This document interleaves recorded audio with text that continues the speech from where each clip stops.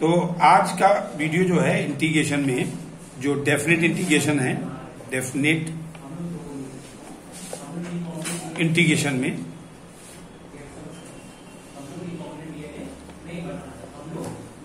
सबसे इंटीग्रेशन में ध्यान रखना है कि वेरी इंपॉर्टेंट टॉपिक आज का इसमें बताने जा रहे हैं, और वो है integral of modulus function.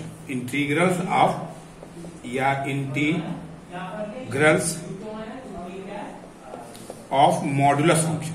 Modulus function, ये कई लोग मॉडुलस जिसमें मॉड लगा होता क्वेश्चनों में उनको नहीं कर पाते। तो पहले तो एक हम इसमें एक क्वेश्चन पहले एक सिंपल बताएंगे।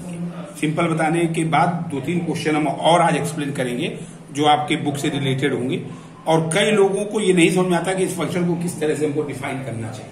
ठीक है, इसमें सबसे इंपॉर्टेंट बात जो है, मॉड का जो साइन आता है, मॉड का साइन ये होता है। जनरली आपने समझा होगा कि अगर मॉड में एक्स लिखा हुआ है तो इसका मीनिंग ये होगा, हम लोग जनरली इसको बोलते हैं पॉजिटिव वैल्यू होनी चाहिए। एक्स की वैल्यू पॉजिटिव हमको होनी चाहिए। मॉडुलस का मतलब ये होता है पॉजिटिव वैल्यू होनी चाहिए।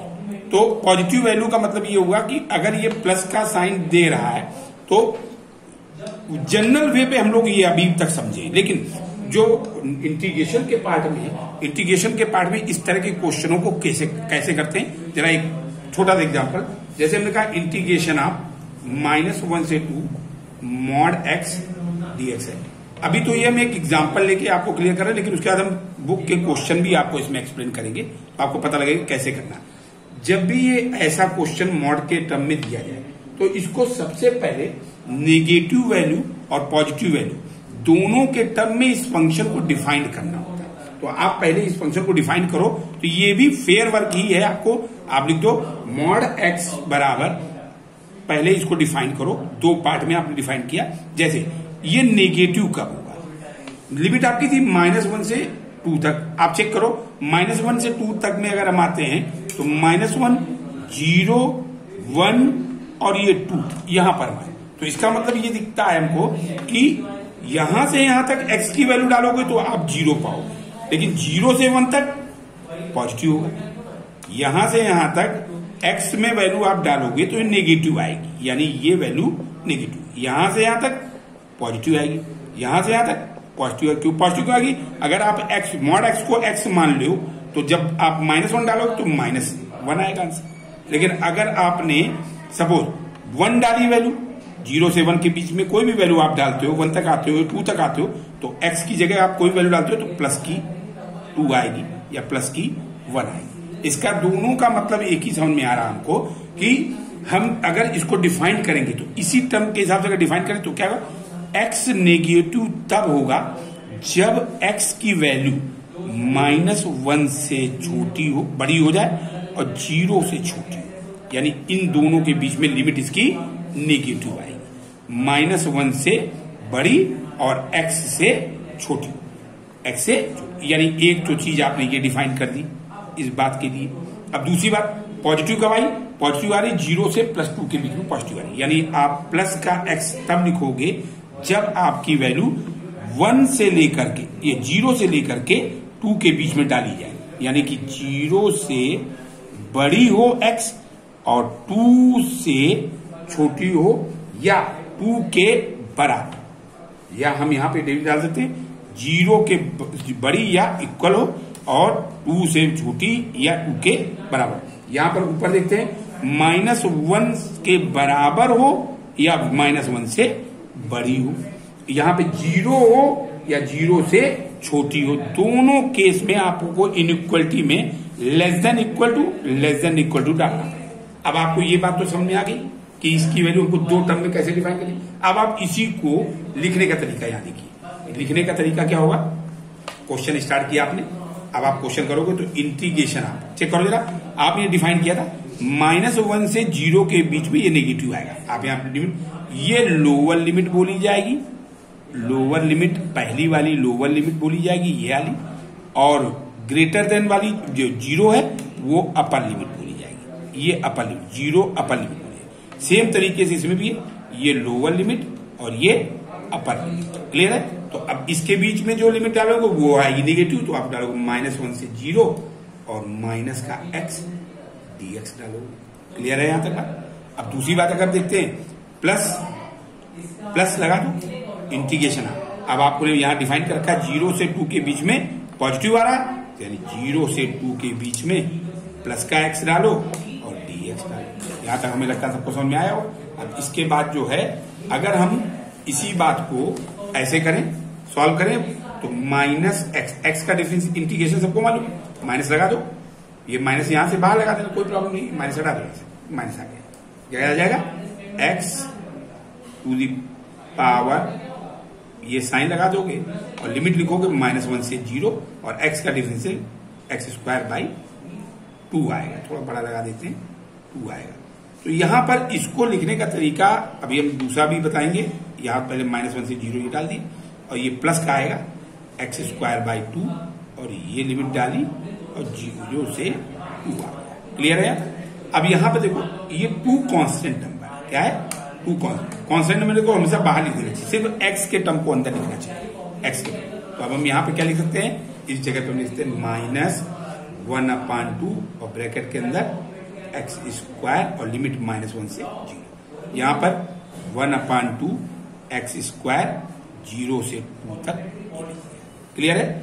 अब आपको 1/2 कॉमन लेके अंदर आप स्टार्ट करो, यानी कि अगर हम सॉल्व करते हैं तो यहाँ पे क्या आएगा क्वेश्चन में, 1/2 आपने बाहर लिख दिया और ब्रैकेट के अंदर माइनस ये टर्म आपने लिखा, ये टर्म आपका -x², पहले लोअर लिमिट डालेंगे तो 0 पड़ी और ये माइनस जो साइन है इसको आप लोग थोड़ा मिडिल ब्रैकेट में कर लो, उससे आपको आसानी रहेगी।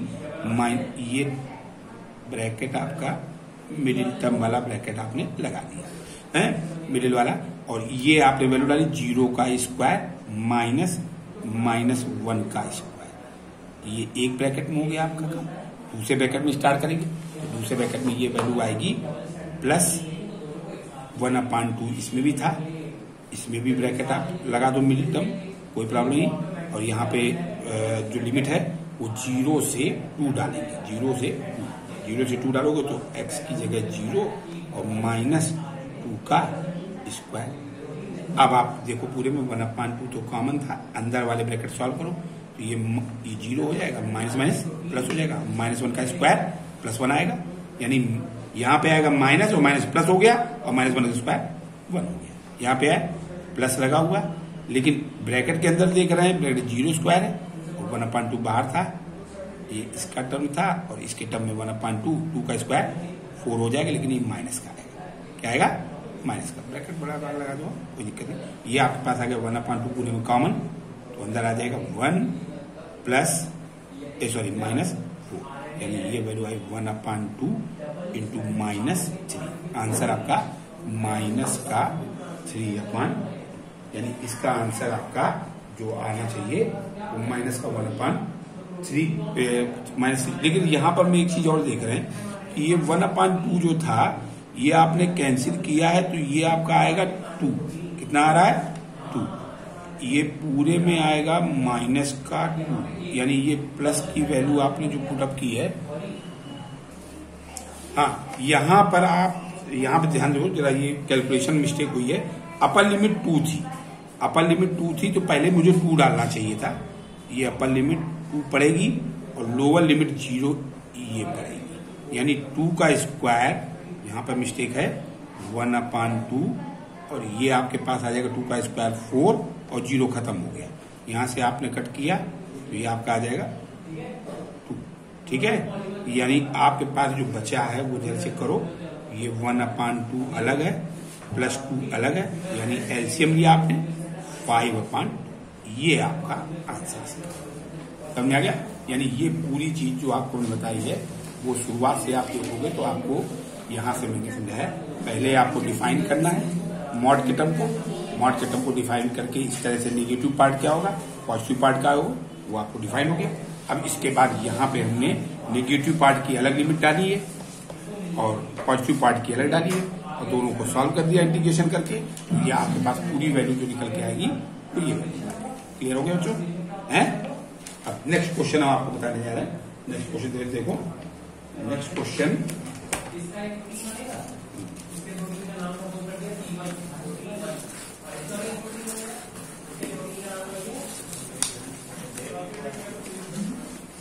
हाँ इधर आओ। अब अगला क्वेश्चन थोड़ा बड़ा है।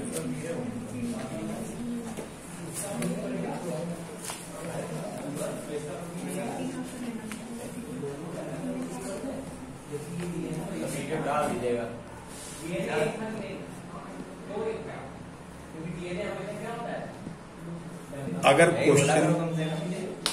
क्वेश्चन ऐसे हो, मान लो इंटीग्रेशन ऑफ 0 to 1 और मॉड ऑफ 5x - 3 और dx, ठीक है। अब इस क्वेश्चन को करने से पहले आपको इसमें भी ये चेक करना पड़ेगा इसको डिफाइन कैसे किया जाए। तो डिफाइन करने का क्या तरीका होगा, जरा चेक करो। आप सबसे पहले मॉड ऑफ 5x - 3 को लिख लो, ठीक है ना। अब ये जो है आपने जो लिखा है, इसके बाद आप सीधे ऐसे डिफाइन, नेगेटिव ये कब होगा जरा चेक करने। मेन चीज यही है, नेगेटिव चेक करना ही मालूम होना चाहिए, नेगेटिव कब होगा। तो इसको कुछ नहीं करना है, नेगेटिव ये तभी होगा जब हम x की वैल्यू निकालें। तो पहले 0 बराबर करके वैल्यू निकालो। 5x - 3, ये कई लोगों को मेथड नहीं मालूम। 5x - 3 बराबर 0, तो 5x बराबर 3, यानी x बराबर 3/5, यानी x की वैल्यू 3/5 आ रही है। अब हम जरा चेक करते हैं, आप जरा गेस करो, अगर 3/5 वैल्यू यहां पड़े तो क्या आएगा, चेक करके देखिए। ये तो 0 हो गया, यानी माइनस का नेगेटिव हो गया। इसका मतलब ये समझ में आ रहा है 0 से लेकर के 3/5 के बीच में कोई वैल्यू डालो। 3/5 से एक छोटी वैल्यू लो। 3/5 से छोटी वैल्यू क्या हो सकती है हमारे पास? 3/5 से छोटी वैल्यू होगी 4/5। 3/5 से स्मॉल वैल्यू अगर आप कोई लोगे तो 0 से 3/5 के बीच में आएगा 4/5। ये वैल्यू अगर आप डाल के देखो यहाँ क्या आएगा, 5x - 3, यानी 5 × 4/5 -3। तो ये 4 से 4 कैंसिल हो रहा है और 4 - 3, यानी ये आ रहा है प्लस का 1। इससे वैल्यू जब हमने छोटी ली 3/5, और अगर हमने 0 की तरफ बढ़ते हैं तो 0 की तरफ बढ़ने के साथ अगर और वैल्यू आप थोड़ी सी बड़ी लेके देखो, चलो तो इससे बड़ी वैल्यू लेके देखते क्या था। 3/5 से बड़ी वैल्यू होगी 2/5, ये वैल्यू इससे बड़ी होगी। अगर इस वैल्यू को हम चेक करें तो जरा देखो क्या आएगा, ये आएगा 5 × x, 5 × x -3 है, 5 × 2/5 और -3, ये और ये, यानी देखो माइनस का 1 आ रहा है। यानी हमको जो दिख रहा है कि अगर 0 से लेकर के कोई वैल्यू हम यहाँ पे रीड करेंगे तो 0 से लेकर के वैल्यू हमारी जो आ रही है वो 1 के बीच में, 0 से मतलब इस वैल्यू को अगर हम टच करते हैं, ये वैल्यू 0 से 1 के बीच में, हमारे पास लिमिट देखो जरा, लिमिट है 0 से 1 के बीच की बात। किसके बीच में है? 0 से 1 के बीच की बात। अगर हम ये देखें तो 1 से छोटा है ना, ये 3/5 क्या है, 1 से छोटा है। 1 से छोटा का मतलब क्या हुआ, 1 से छोटा का मतलब ये हुआ कि हम अगर कोई वैल्यू 0 से 3/5 के बीच में डालें, कहां डाले, या 3/5 से 1 के बीच में डालें, तो वैल्यू हमारे पास क्या निकल के आती है। और 1 से आगे बढ़ते हैं तो वैल्यू क्या निकले, जरा ये कैलकुलेट करके आप लोग अपनी कॉपी में देखो। तो ये वैल्यू आपने जिस तरह से सेटअप की, तो इसे चेक करो, 0 से लेकर के 0 < x < 3/5, इसके बीच की वैल्यू कोई भी डालोगे, देखना अपने आप आंसर इसको नेगेटिव में ही आएगा। तो अब हमारे पास लिमिट कहां से कहां तक थी, 0 से 1 तक की लिमिट हमको डालनी थी, कहां तक डाली थी, 0 से 1। तो हमने पहले बता दिया 0 से 3/5 तक किया आएगा नेगेटिव, इसकी वैल्यू x की वैल्यू कोई भी इन दोनों इनके बीच में, तो वैल्यू निकालने का तरीका भी बता दिया मैंने, 3/5 कैसे आया। 3/5 मतलब अपर लिमिट निकालने का तरीका क्या है, इस पूरे फंक्शन को 0 बराबर करो, x की वैल्यू निकाल लो, x वैल्यू निकालो, निकालने के बाद ये अपर लिमिट में चला जाएगा, और इससे कम कोई वैल्यू डालोगे आप, लिमिट क्योंकि 0 शुरू थी, इसके बियॉन्ड नहीं जाएंगे, 0 से कम नहीं जाएंगे, लिमिट हमारी इसी के बीच में रहेगी, इसके ऊपर नहीं जाएंगे, इसके नीचे नहीं जाएंगे, ठीक है ना। तो इसका मतलब ये हुआ 0 से 3/5 के बीच में नेगेटिव आ रहा। लेकिन अब इसके बाद देखो जरा, अगर 3/5 से अगली वैल्यू आ जाओ, 3/5 1 से छोटा है, तो इसका मतलब यहीं से लिमिट चालू होगी, यहां से स्टार्ट हुई यहां तक आई, अब इसके आगे 1 तक जाएगी। कहां तक जाएगी? 1 तक। तो आपने क्या किया? 3/5 less than equal to X less than equal to 1 तक पहुंच गया। पक्का आप इसके बीच में कोई वैल्यू डालो तो ये पॉजिटिव निकल के आएगी, इसके बीच में पॉजिटिव निकल, ये वैल्यू निकाल के आप एक बार।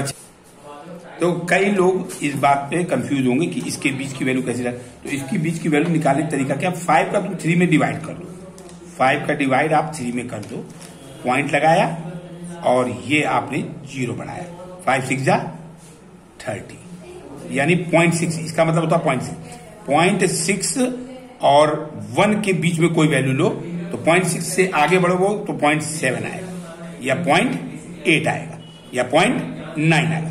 ये कोई भी वैल्यू है कि इनमें बीच की वैल्यू लो, देखो चेक करो पॉजिटिव आ रहा कि नहीं। यानी 5x - 3 में आपने डाल दिया 0.6 या 0.8, कुछ भी डालो, 0.6 डाल दिया, 5 × 0.6 - 3, 6 5 जा 30 यानी 0.3।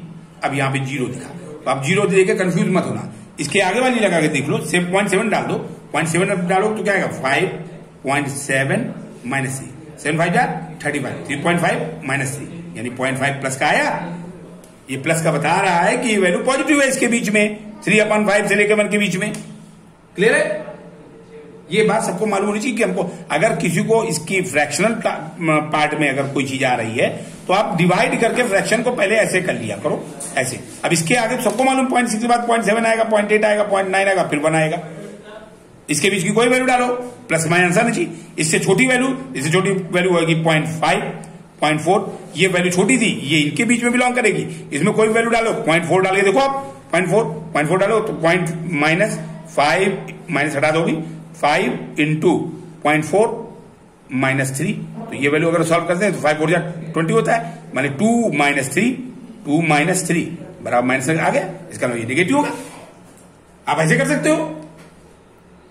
अगर किसी को फ्रैक्शन वैल्यू नहीं डालना आता है तो आप पहले डिवाइड कर लो, उसके बाद निकालो आगे की वैल्यू कौन होगी, पीछे की वैल्यू कौन होगी, कौन पॉजिटिव आएगा कौन नेगेटिव आएगा। ठीक है ना? अब इसके बाद अगर ये पार्ट आपको क्लियर हो गया तो अब हम इसकी लिमिट डालने जा रहे हैं। इसके आगे का पार्ट तो सबको क्लियर है कि कैसे करना है। तो ये क्या करेंगे, अब यहां पे लिमिट, पहली लिमिट ये है 0 से 3/5, लोअर लिमिट 0 से 3/5, और ये फंक्शन हमारा 5x - 3 नेगेटिव का होगा 50x प्लस, अब यहां से यहां तक पॉजिटिव आ रहा है, प्लस का आ रहा, यानी 3/5 यानी अपर लिमिट यहां थी, यहां लोअर हो जाएगी वो, और 1 तक जाएंगे, 3/5 से 1 तक ये पॉजिटिव होगी और ये वैल्यू होगी 5x - 3 × अब आपको इंटीग्रेट करना है, सिंपल जैसे इंटीग्रेट करते हैं, ये कैलकुलेशन है। कैलकुलेशन देखिए आप क्या कर रहे हैं, जी - बाहर लगा दो, ब्रैकेट के अंदर इंटीग्रेशन इसका 5 कांस्टेंट है, 5 कांस्टेंट है, x की वैल्यू, या अभी 5 को साथ ही में दिए जाए, 5 × x² - 3 1dx होगा, 3x बचेगा, और ये लिमिट 0 से 3/5 प्लस अगला पार्ट ये है, अगला पार्ट के लिए 3 लिमिट, अब 5x का करेंगे तो 5x² -2 -3x, और ये ब्रैकेट डालिए, और ये आपका 3/5। अब इसको आप सॉल्व कर सकते हैं, सॉल्व करिए, देखिए आंसर आ रहा है आपका।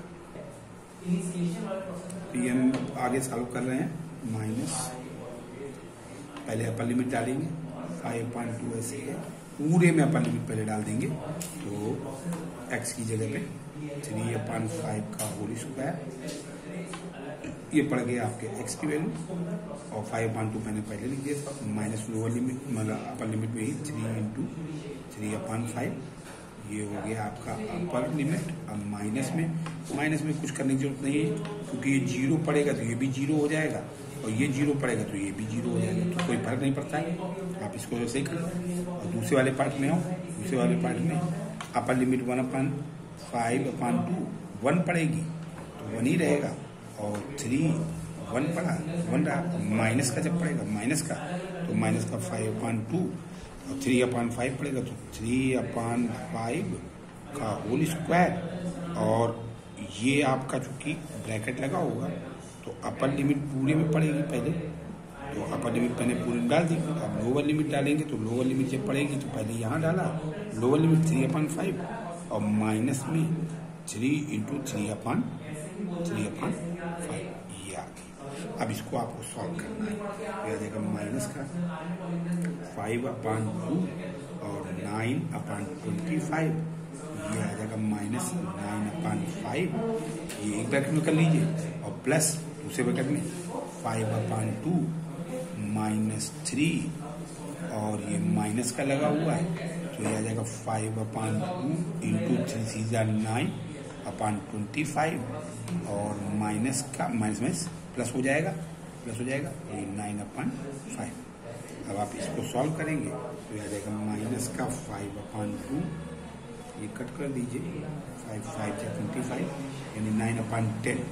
9/10 का एलसीएम लेंगे तो 10 आएगा, बचेगा 9 और 5 2 जा 10 यानी 2 9 जा 18, ये आ गया। प्लस इधर आप सॉल्व करेंगे तो ये आपके पास आ जाएगा 5 5 जा 25। पूरे का एलसीएम आप लेना चाहो तो पूरे का एलसीएम ले लो, पूरे का एलसीएम 10 एलसीएम आएगा 10, 2 5 जा 10, 5 5 जा 25, इसके 3/1 है तो 10 बचेगा, 10 3 जा 30 माइनस ये आ जाएगा 5 2 10 बन जा 10 यानी माइनस का 9 रहेगा, और प्लस 5 2 जा 10 यानी प्लस का 18, यानी इन दोनों को सॉल्व करेंगे तो यहाँ पे बचेगा माइनस, ये बाहर है, माइनस का 9 पे बचेगा, माइनस में प्लस हो जाएगा, 9/10 बचेगा। ये आगे वाले पार्ट का सॉल्व करके, आगे वाले पार्ट को सॉल्व करेंगे तो 9 - 18/10 माइनस प्लस ये आपके पास 25 यानी -39 और 25, तो ये आपको बचा प्लस का 9 बचा, प्लस के 9 को आपने 30 में सब्ट्रैक्ट किया तो ये आपका माइनस का 21 बचा, और माइनस का 21 जो आएगा, माइनस का 21 25 में आप सब्ट्रैक्ट करोगे, प्लस का है तो आएगा 4 यानी प्लस का 4/10, 10 एलसीएम तो ये आएगा 9 + 4 बराबर 13/10। इसका आंसर ये आपका निकल के आएगा। क्लियर है सबको? है किसी को डाउट?